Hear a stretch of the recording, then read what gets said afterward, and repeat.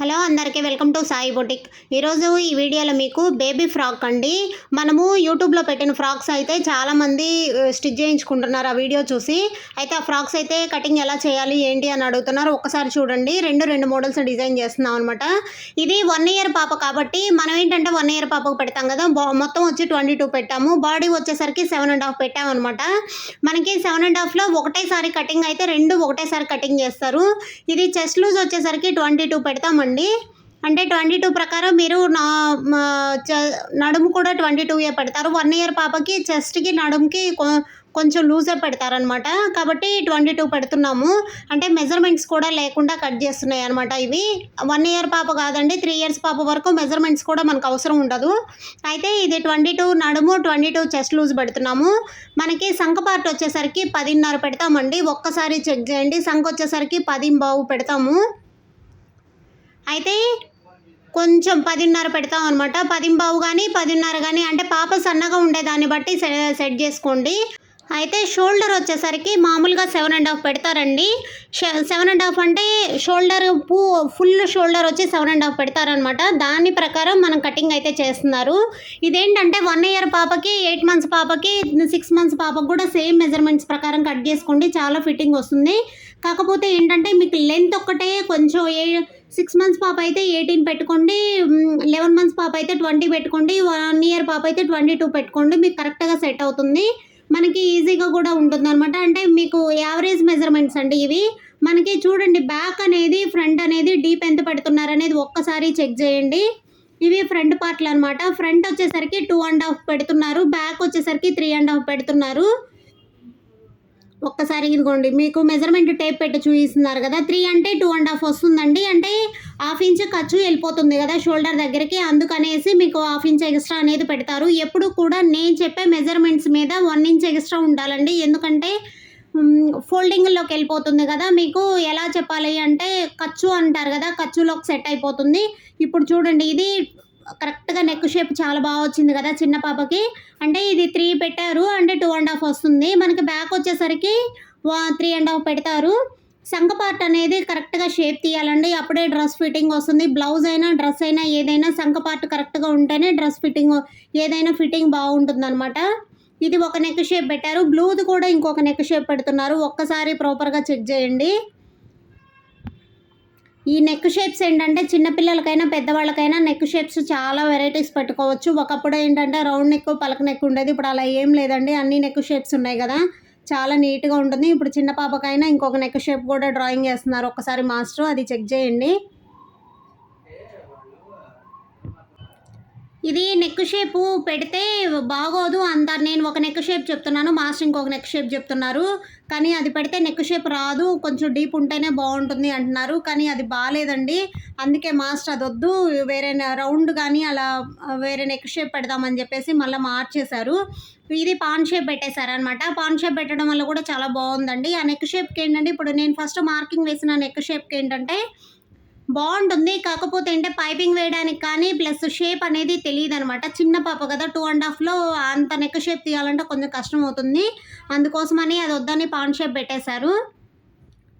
మనకి front side deep అయితే 2.5 మించి అయితే పెట్టొద్దండి. 1 ఇయర్ పాపకైతే, 2 ఇయర్స్ పాపకైతే 3 పెట్టుకోండి. అంతేకాని మరీ 2, 3 అలా పెట్టుకుంటే షోల్డర్లు జారిపోతే ఫ్రంట్ ఇరబడిపోయినట్లు అయిపోతుంది.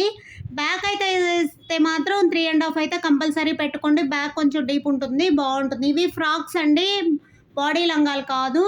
బాడీ లంగా ఏంటంటే, బాడీ లంగా అంటే లంగా వేరుంటుంది, బ్లౌజ్ వేరుంటుంది. కాబట్టి అవి వేరుగా కటింగ్ అయితే వేరుంటుందండి. ఇదైతే లాంగ్ ఫ్రాక్స్ మోడల్స్ అనమాట, ఫ్రాక్స్ అనమాట, కిడ్స్వి ఫ్రాక్స్. ఒక్కసారి ఇది స్టిచ్చింగ్ అయిపోయాక కూడా చాలా బాగుంటాయి. మీరు కావాలంటే ప్రాపర్గా స్టిచ్ చేసుకోండి. ఏముండదండి, కటింగ్ మాత్రమే ఉంటుంది. ఇది స్టిచ్చింగ్ చాలా ఈజీ అవుతుంది.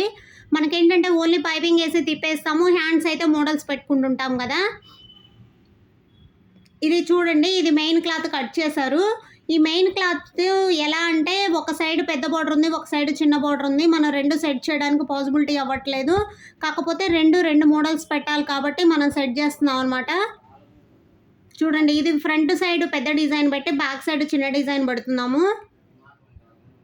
అయితే మొత్తం లెంత్ 22 పెడుతున్నామండి. 22 పెట్టిన తర్వాత మిగిలిన క్లాత్‌ని బాడీ, హ్యాండ్స్ సెట్ చేస్తారనమాట.